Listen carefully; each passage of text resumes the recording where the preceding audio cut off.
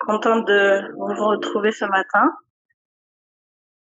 pour partager un message que le Saint-Esprit m'a donné et qui m'a, moi, touchée personnellement, qui, qui m'a fait beaucoup de bien. Et je suis contente de pouvoir le partager aujourd'hui avec vous, de pouvoir partager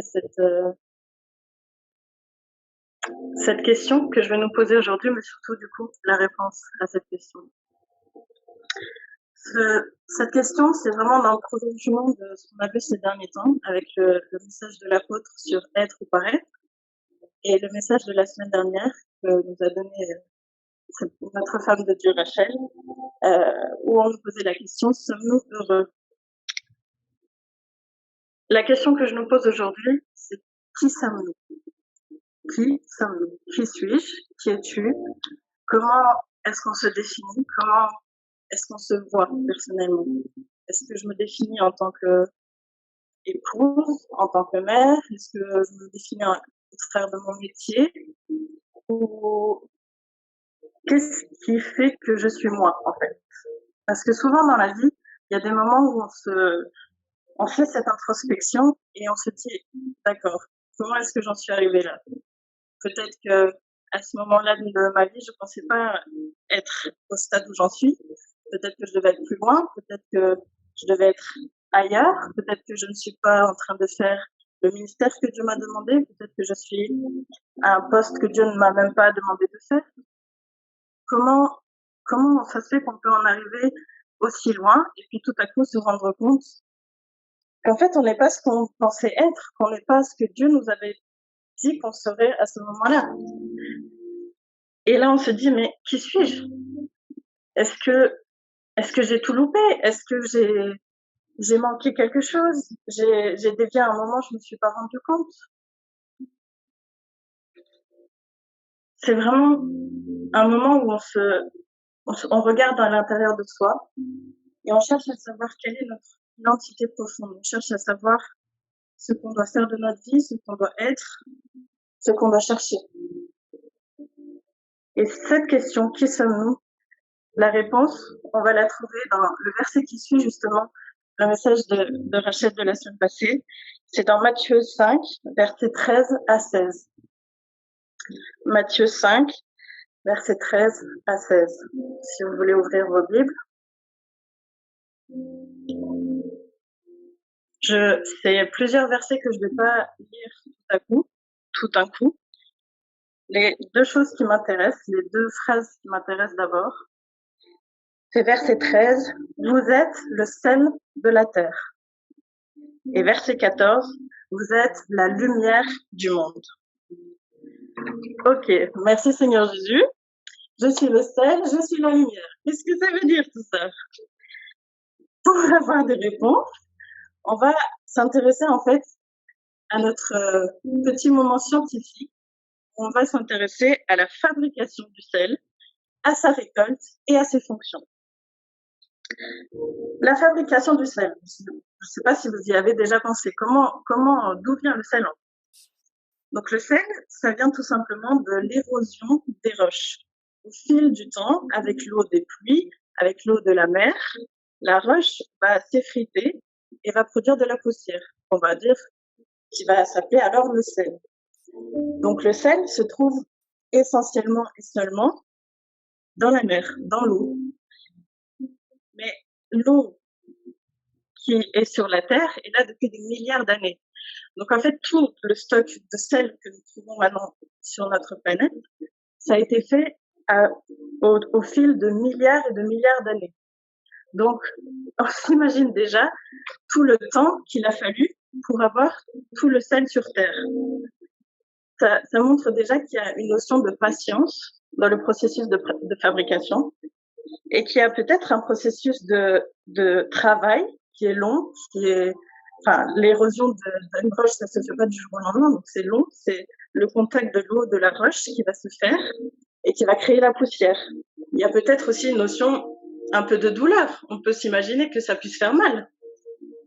Donc déjà, dans ces deux aspects, de l'érosion et du temps qu'il a fallu, on voit qu'il y a une notion de patience et une notion de travail long et peut-être douloureux. Ensuite, la fabrication n'est pas tout à fait finie, mais on va déjà passer à la récolte.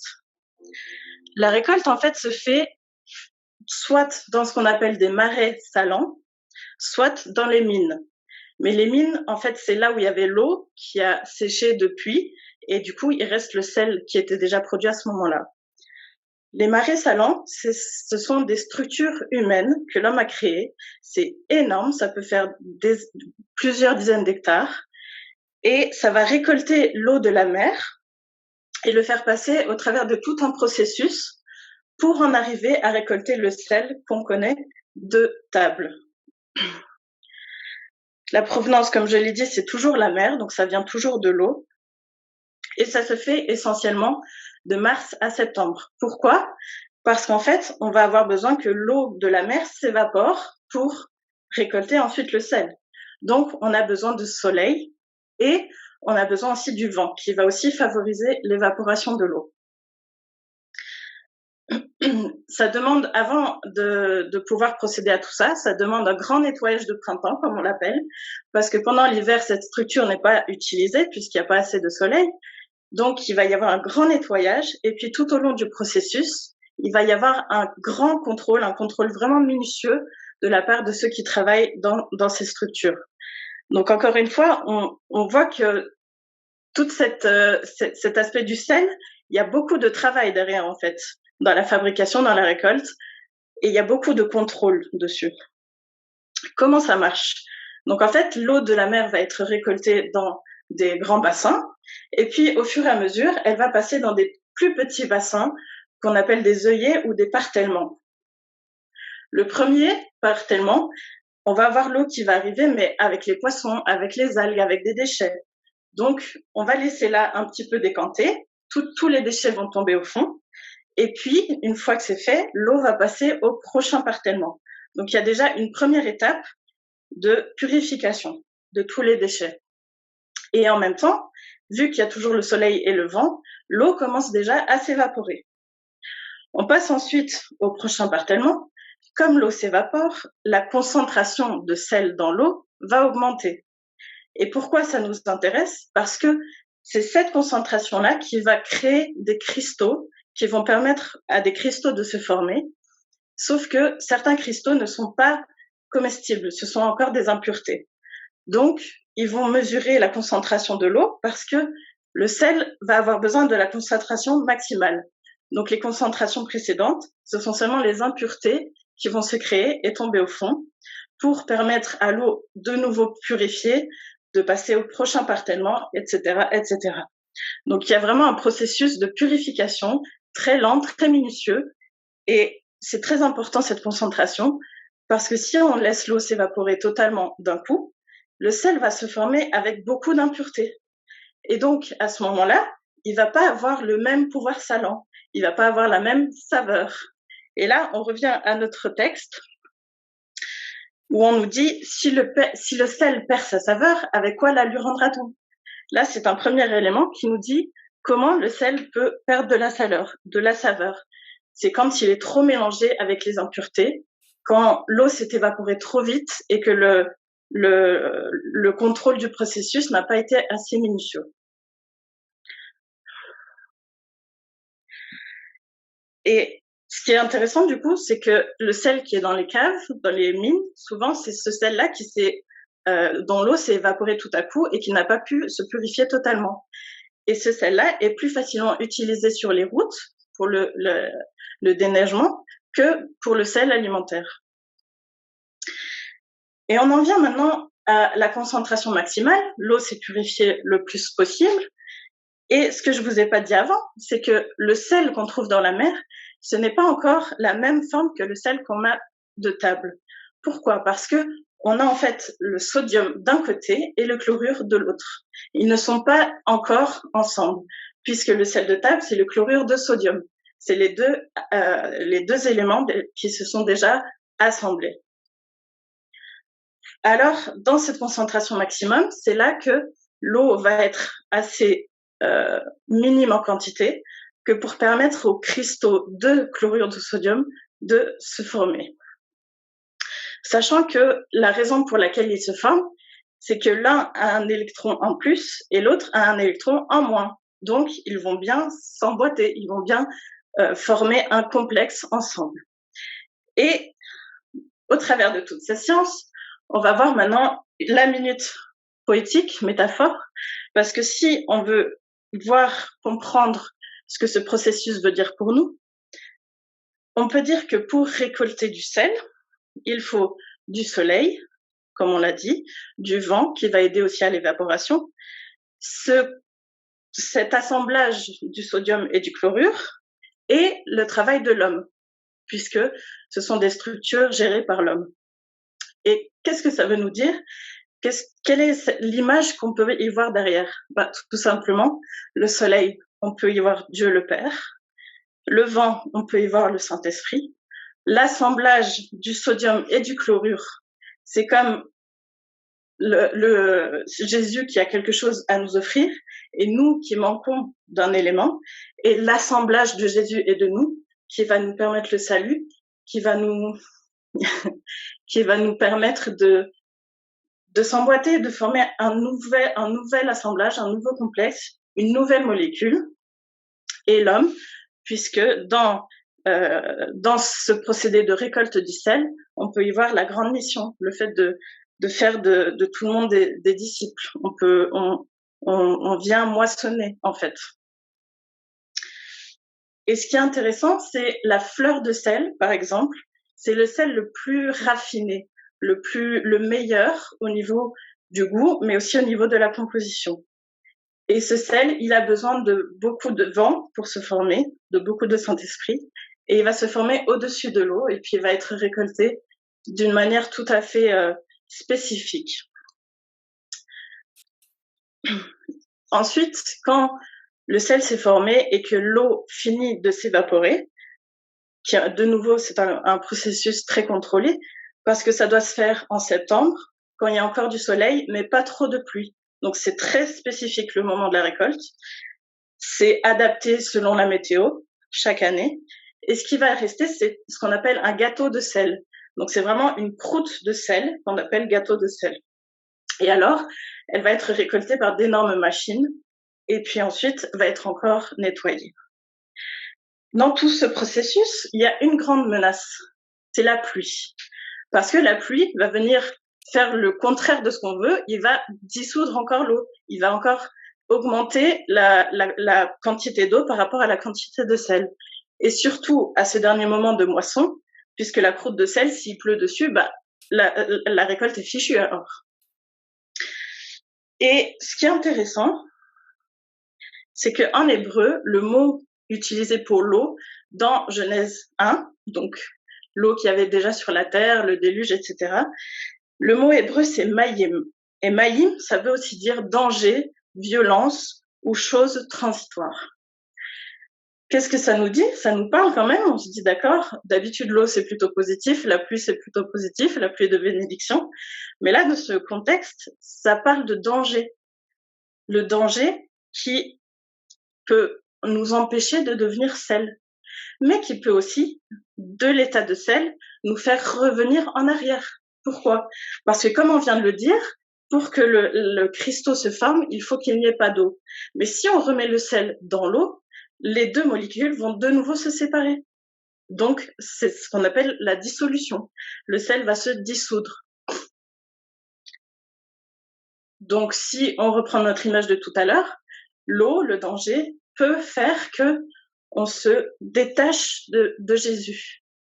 Et là, c'est quoi? C'est un autre élément où on peut perdre de la saveur. Parce que le sel qui se défait va perdre son pouvoir salant. Donc, perdre sa saveur, c'est aussi se détacher de Jésus dans les tempêtes, dans les dangers, dans la violence, dans les choses transitoires. Les choses transitoires, ça peut être tout et n'importe quoi. C'est pas obligatoirement quelque chose une épreuve trop compliquée. Ça peut être quelque chose de simple, mais qui fait qu'au final, on se détache de Jésus en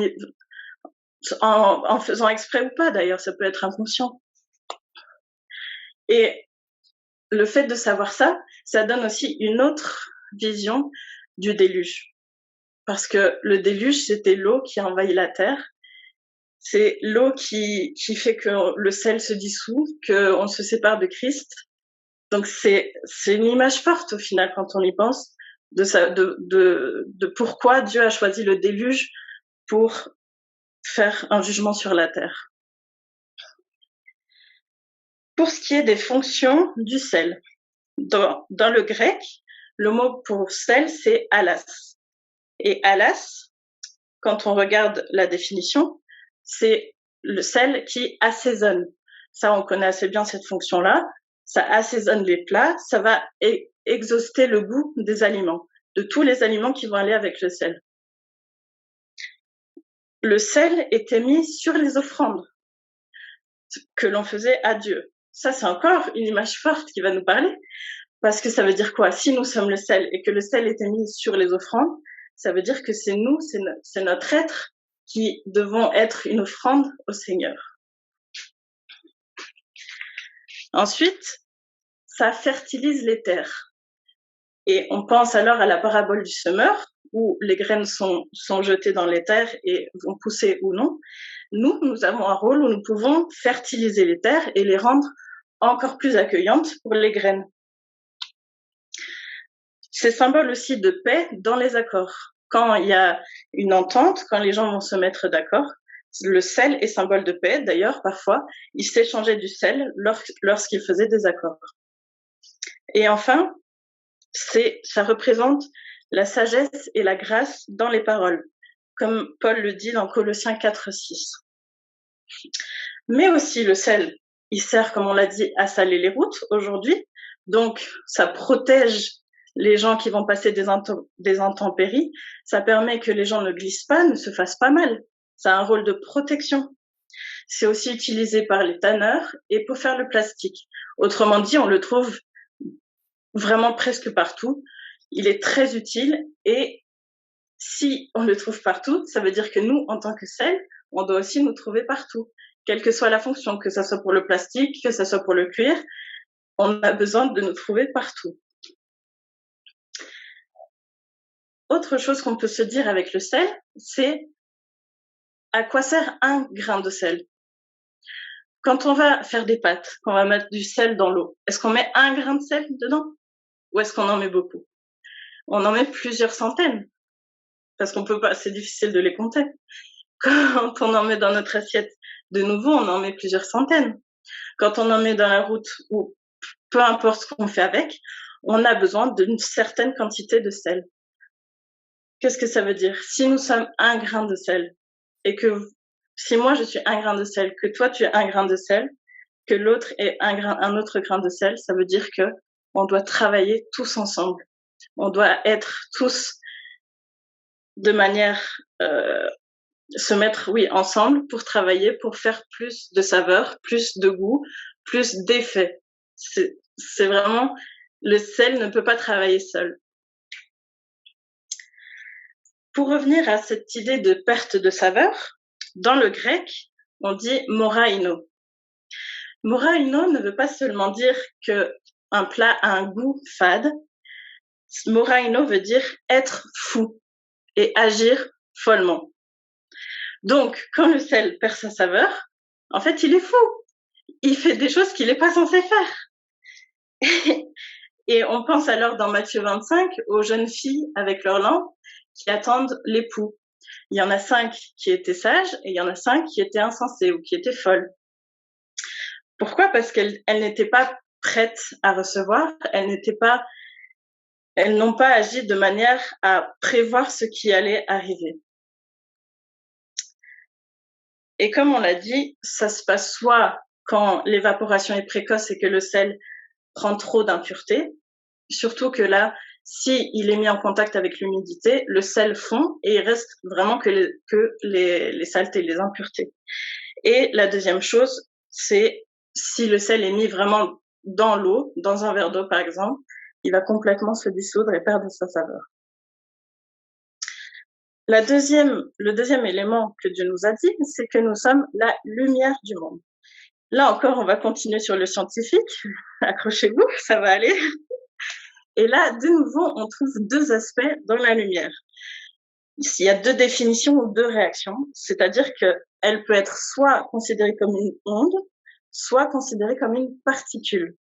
Et c'est un débat qui existe depuis la nuit des temps, depuis le début de la science, parce que les scientifiques n'arrivent pas à se mettre d'accord pour savoir si c'est l'un ou l'autre, parce que selon les expériences, elle fait soit une chose, soit l'autre, et du coup, on peut pas dire, c'est pas tranché. Donc maintenant, on dit qu'elle est les deux. Voilà.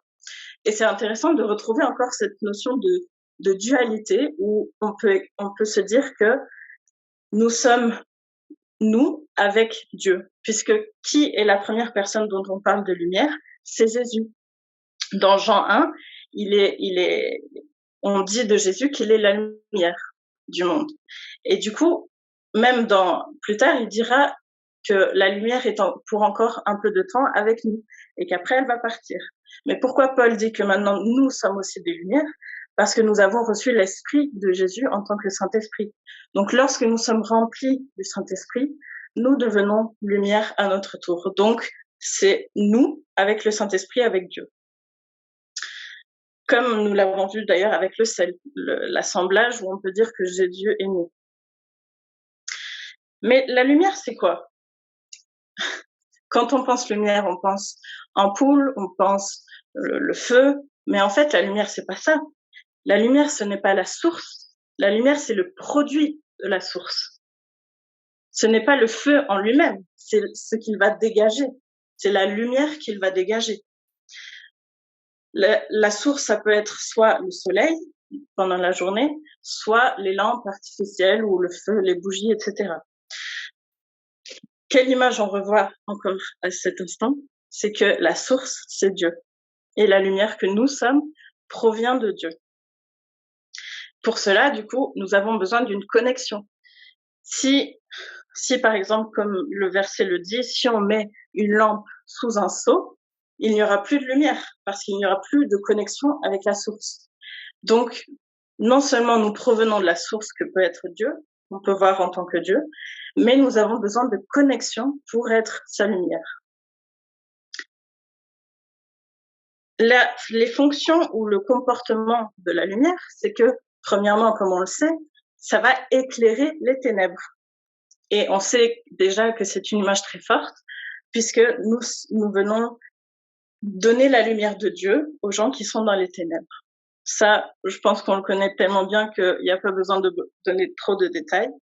Mais ça va aussi dévoiler les couleurs, puisque la nuit, on ne voit pas les couleurs. C'est grâce à la lumière, grâce aux ondes ou particules, mais là, aux ondes, que nous allons pouvoir voir la couleur de chaque chose. Ça égaye. C'est comme le sel qui assaisonne. Ça exauce le goût. La lumière va venir donner la couleur. Ça égaye ce qu'on peut voir autour de nous. Et d'ailleurs, si on en revient au déluge, le blanc, la couleur blanche, est en fait un mélange de plusieurs couleurs. Et quand elle va passer au travers d'une goutte d'eau, c'est là qu'on va pouvoir voir toutes les couleurs de l'arc-en-ciel s'exprimer. Et l'arc-en-ciel, c'est justement le signe, le symbole que Dieu a choisi à la fin du déluge pour dire qu'il n'en ferait plus. Lui, la lumière qui passe au travers d'une goutte d'eau, ça donne un arc-en-ciel. C'est la lumière, la pureté qui va traverser l'eau, qui va métaphoriquement, qui va battre, qui va être plus fort que l'eau, qui va nous permettre de traverser les flots, traverser les difficultés.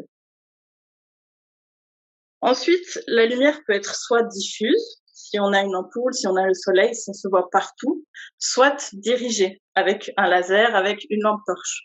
Donc, ça dépend de quoi? Ça dépend de la source.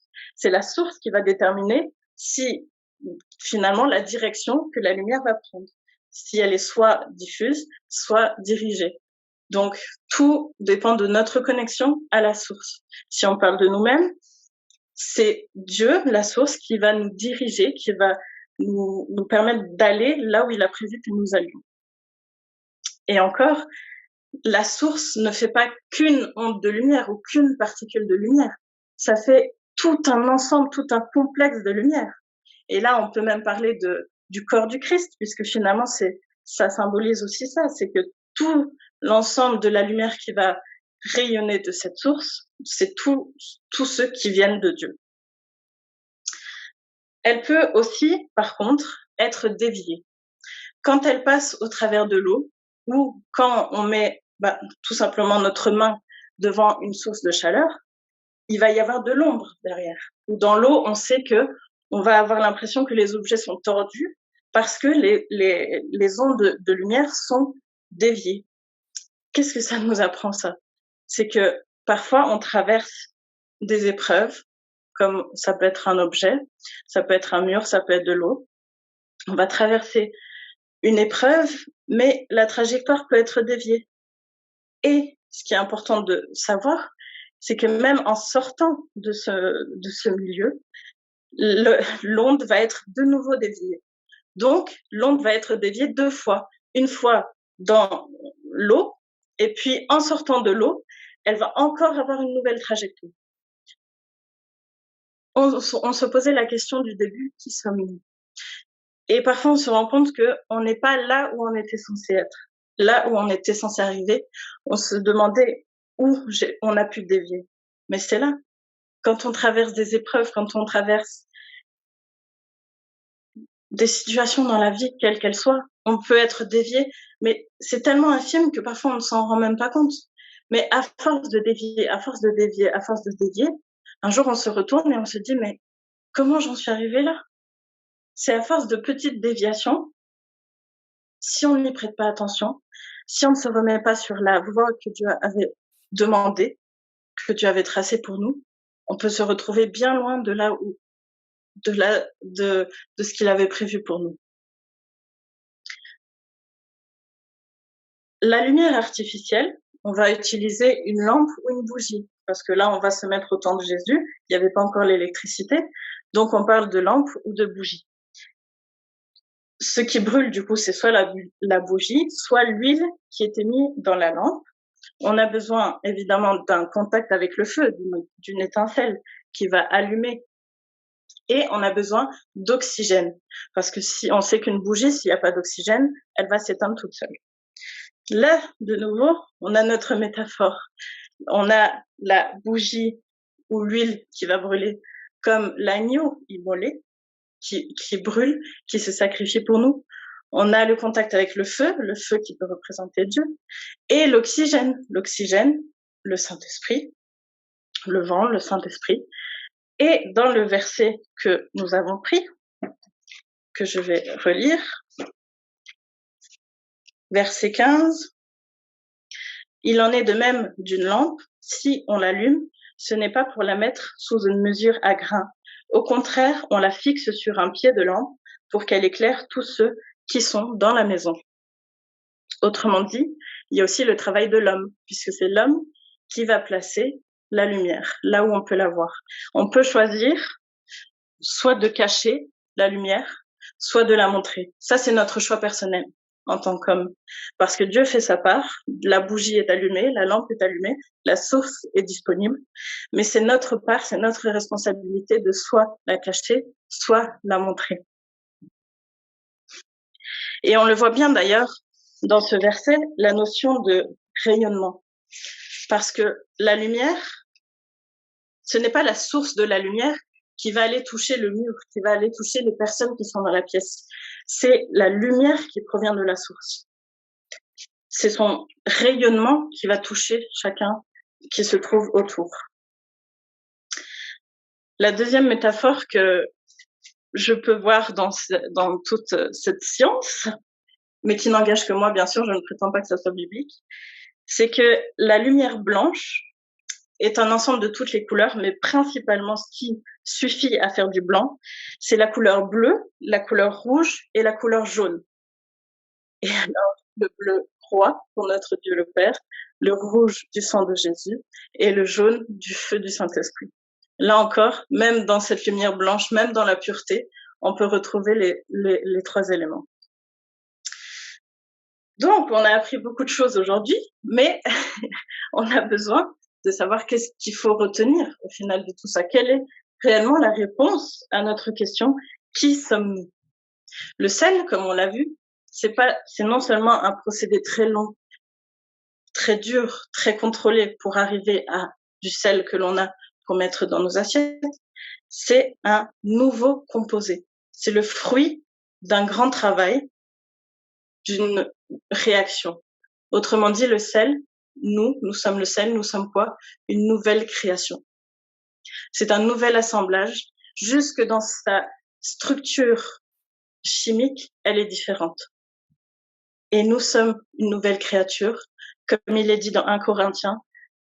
Nous sommes une nouvelle création, les choses anciennes sont passées, voici toutes choses sont devenues nouvelles. Jusque dans notre être, jusque dans notre structure, nous sommes différents. Nous ne sommes plus le vide, l'atome vide que nous étions avant, de rencontrer celui de Jésus qui nous a apporté, qui nous a permis d'être complets. Nous sommes différents. Nous sommes une nouvelle création. Avant, peut-être que nous étions brisés par la vie, peut-être que nous étions malades, peut-être que nous avions vécu des choses tellement difficiles qu'on se retrouvait plus bas que terre, qu'on n'avait plus de personnalité, qu'on n'arrivait plus à se battre, qu'on se disait qu'on n'était pas fait pour cette vie, qu'on était trop faible pour vivre cette vie, qu'on est né soit au mauvais moment, soit qu'il fallait pas qu'on naisse du tout parce que on n'arrive pas, on n'y arrive plus. Mais nous sommes une nouvelle création. Jésus est venu nous rendre complets. Il est venu nous compléter. Il est venu nous apporter ce qui nous manquait au travers du salut, au travers de sa présence, au travers du contact avec notre Dieu. Nous sommes revenus complets et nous sommes une nouvelle création. Aujourd'hui, on ne peut plus se comparer à ce que nous étions avant. C'est impossible de comparer un nouvel assemblage avec deux assemblages différents. Ça correspond plus du tout à la même chose, ça n'a plus du tout les mêmes fonctions, les mêmes caractéristiques, les mêmes propriétés. On ne peut plus se considérer comme on était avant. Il faut qu'on prenne conscience que nous sommes une nouvelle création, que aujourd'hui nous sommes ce que Dieu nous dit que nous sommes. Nous ne sommes plus le fruit de notre passé, le fruit de notre éducation, le fruit des expériences difficiles qu'on a traversées. Oui, ça reste un élément, puisque nous sommes toujours un élément complété par l'autre. Mais ce n'est plus ce qui nous définit. Aujourd'hui, ce qui nous définit, c'est le fait d'être complet en Jésus. C'est Jésus, c'est Dieu ce qu'il nous donne, ce qu'il nous rend, ce qui est fait de nous. C'est ça qui nous définit aujourd'hui. Donc le sel, une nouvelle création. La lumière, comme on l'a dit, ce n'est pas la source en elle-même, c'est le produit de la source. La source, on l'a vu, ça peut être Dieu, une image pour Dieu. Autrement dit, nous sommes le rayonnement de Dieu. Nous sommes le prolongement de Dieu. Comme je l'ai dit tout à l'heure, ce n'est pas la source qui va venir toucher les personnes qui sont dans la pièce, c'est son rayonnement, c'est son prolongement que l'on appelle la lumière. Nous provenons de la source, nous venons de Dieu et nous sommes un prolongement de lui-même. Non seulement il nous a créés à son image, mais maintenant nous sommes remplis de son Saint-Esprit. Nous sommes sans cesse en connexion avec lui et lui en nous va toucher les gens qui se trouvent dans la pièce. Pour ça, il faut bien sûr, comme on l'a dit, que le contact demeure avec la source. Si on coupe le contact, si on cache la lumière, on casse quelque chose dans la relation ou dans notre identité, puisque comme on l'a dit, la question c'est notre identité, qui sommes-nous? Nous sommes le rayonnement, donc si on se cache, on bafoue notre identité de nouvelle création qu'on vient de dire. Donc quand on se pose la question qui suis-je, quand on regarde là où j'en suis, qu'on se dit voilà, peut-être que est-ce que je suis seulement une épouse, seulement une maman? Dans le monde chrétien, est-ce qu'on peut se dire est-ce que je suis une chantre alors que je n'exerce pas? Est-ce que je suis toujours un apôtre alors que je n'exerce pas? Mais c'est pas ça, en fait, la réponse à la question qui sommes-nous. La première réponse, c'est que je suis enfant de Dieu. Je dois pas chercher à être, plutôt à paraître, pour revenir sur le message de l'apôtre. Je ne dois pas chercher à faire. L'apôtre, il fait, la chantre, il fait pour Dieu. Je dois d'abord chercher à être. Et qui je suis, c'est le Fils de Dieu, l'enfant de Dieu, la fille de Dieu. Et pour ça, on doit se comporter en tant qu'enfant. On doit revenir vers notre Père. On doit chercher notre Père. Un enfant de bas âge ne va pas chercher à payer les factures de la maison, il ne va pas chercher à découvrir le monde avant de chercher à être près du Père, près de sa mère, mais près du Père en l'occurrence. On doit revenir à cette intimité, à cette relation que nous devons avoir avec le Père. Si on se pose la question « qui suis-je » ou « que dois-je faire ?» c'est d'abord être enfant de Dieu et chercher Dieu dans la relation. Pas prier pour pouvoir faire le ministère, pas prier pour les soucis du quotidien. Prier d'abord pour se connecter au Père, se connecter à la source, être dans l'intimité. C'est d'abord louer Dieu, c'est d'abord passer du temps avec lui pour le connaître, c'est d'abord se faire du bien même dans sa présence, parce que ça fait du bien d'être avec Dieu. C'est ça notre identité. Et lorsque l'on sait quelle est notre identité, lorsque l'on sait que l'on est du sel, une nouvelle création, que l'on est la lumière, le prolongement de Dieu, c'est la nature de ce qu'on est qui va définir ce qu'on fait. C'est la nature, la propriété qui vont définir les fonctions. Le sel ne fait pas d'effort pour donner du goût, pour assaisonner. La lumière ne fait pas d'effort pour donner cette clarté, cette lumière, parce que c'est ce qu'elle est profondément. C'est ses propriétés qui désignent qu'elle va éclairer. Une impureté, comme on l'a dit dans le processus de récolte du sel, une impureté peut faire autant d'efforts qu'elle veut, elle ne va pas assaisonner comme le sel, elle ne va pas devenir du sel. Les ténèbres peuvent faire autant d'efforts qu'ils veulent, ils ne vont pas devenir lumière, ils ne vont pas éclairer. Donc, on ne doit pas chercher à faire d'abord, puisque lorsque l'on est, c'est ça qui va, de là va découler ce qu'on fait, consciemment, mais même inconsciemment.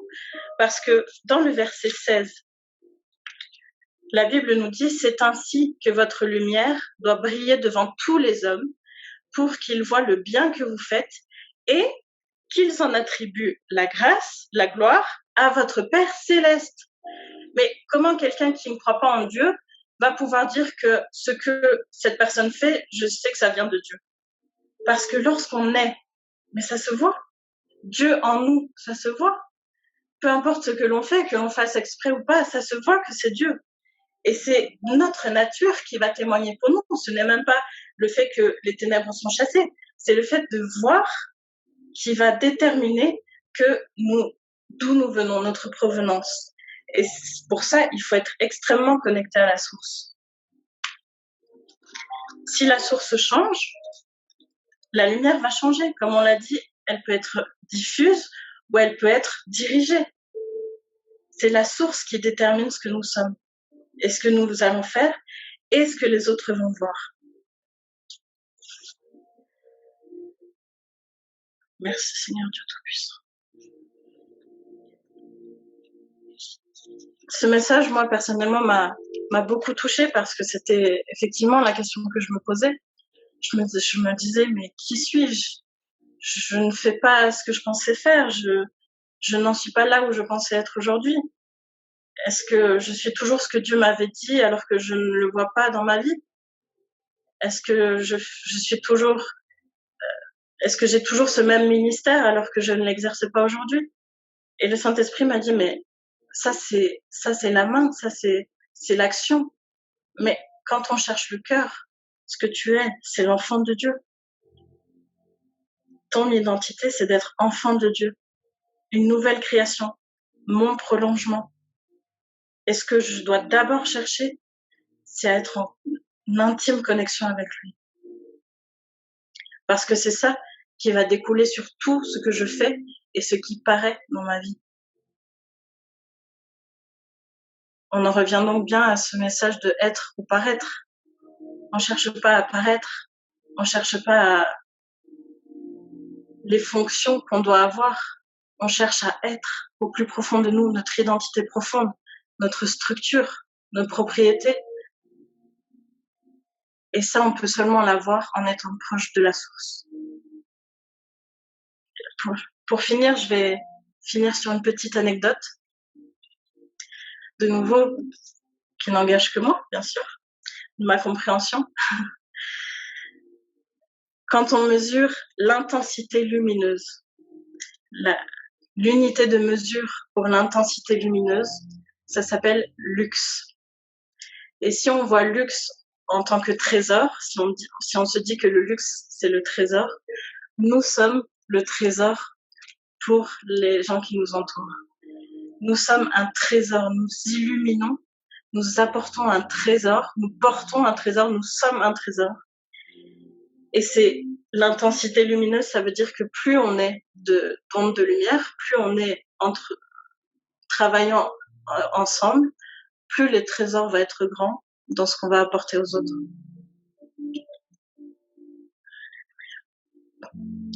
Je vais maintenant prier. On ne peut pas faire un appel facilement au travers de Zoom, mais je pense que ça peut parler à chacun d'entre nous. Et je vais faire une prière pour nous tous, pour se rappeler que l'important c'est d'être. L'important c'est que nous sommes le sel, une nouvelle création, et nous sommes la lumière, nous sommes le rayonnement et le prolongement de Dieu. Et c'est lui qu'on doit chercher, c'est la source qu'on doit rechercher, la connexion à la source. Éternel, je te remercie pour les paroles que tu nous as données.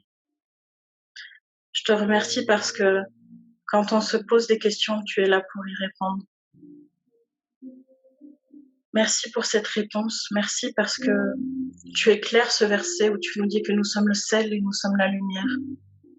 Nous comprenons maintenant que ce qui nous définit, c'est que nous sommes une nouvelle création. En toi, avec toi, nous sommes nouveaux. On ne peut plus se comparer à ce qu'on était avant. Aide-nous, Saint-Esprit, à vraiment le réaliser, à en prendre conscience, afin qu'on ne se compare plus à ce qu'on était avant, mais qu'on devienne ce que tu fais de nous, ce que tu as permis au travers de ton sacrifice et de notre rencontre. Nous sommes aussi la lumière. Nous voulons rester connectés à toi, la source éternelle. Donne-nous, Saint-Esprit, de toujours rester dans l'intimité avec toi. Garde-nous accrochés à toi. Que nous puissions rester proches de la source, dans le prolongement, dans la direction que tu nous as donnée, mais qu'on ne puisse pas dévier à chaque fois qu'on rencontre une épreuve, un objet. Que tu puisses nous aider à nous remettre sur le chemin si on a dévié. Que tu puisses nous rappeler ce que tu avais prévu et que tu puisses nous montrer le chemin pour y arriver. Mais nous voulons vraiment rester connectés à toi. Dans tous ces éléments, la lumière, le sel, de la fabrication à la récolte, on voit que tu es présent dans chaque chose, dans chaque élément, dans le soleil, dans le vent, tu es présent, dans les couleurs, tu es présent, tout, tu es tout, tu es partout. Et nous le savons, mais nous le réalisons encore plus dans ces petits détails. Et nous voulons nous comporter comme tes enfants, pas chercher à paraître, pas chercher à faire, mais chercher à être. Nous ne voulons pas ta main, nous ne voulons pas seulement de tes bénédictions, seulement de ce que tu vas faire pour nous, nous voulons ton cœur, Seigneur. Nous voulons nous connecter à ton cœur, nous connecter à ton être. Et au travers de cette connexion, c'est ça qui va nous transformer encore plus, qui va nous faire rayonner encore plus. Merci aussi de nous aider, de nous accompagner dans ce travail tous ensemble, toutes les ondes de lumière ensemble, tous les grains de sel ensemble, que nous puissions travailler seulement pour toi. Parce que c'est ça l'objectif, c'est d'être ensemble et de rayonner. Je te loue et je te remercie de nous avoir rappelé tout ça. Merci parce que tu vas nous permettre de le mettre en pratique, de le garder frais dans nos esprits, pour que chaque jour on puisse l'appliquer dans ce qu'on cherche, dans ce qu'on veut. Parce que ce qu'on veut, c'est toi, Seigneur. On sait que sans toi, nous ne sommes rien. Je te loue, Seigneur, je te remercie. Si vous voulez faire monter vos paroles personnelles vers le Seigneur, parler en langue, juste profiter de sa présence. On puisse passer quelques minutes à se connecter à notre source.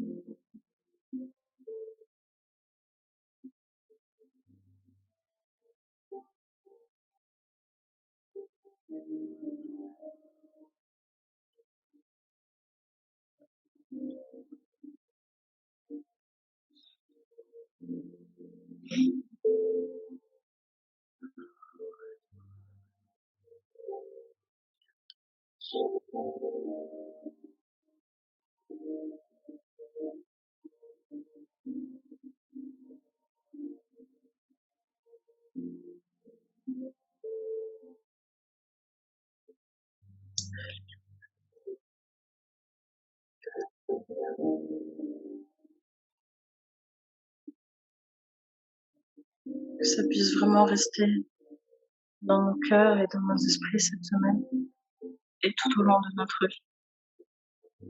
La première chose que l'on est, qu'on doit chercher, c'est notre connexion à Dieu en tant qu'enfant de Dieu.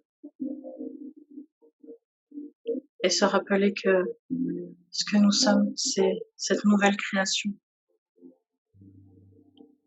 C'est ça qui nous définit. C'est ça qui va définir ce que nous faisons. Et c'est le fait de se rappeler cela qui va nous permettre de ne pas dévier, ou en tout cas le moins possible, et qui va pouvoir nous permettre de retourner là où on doit être.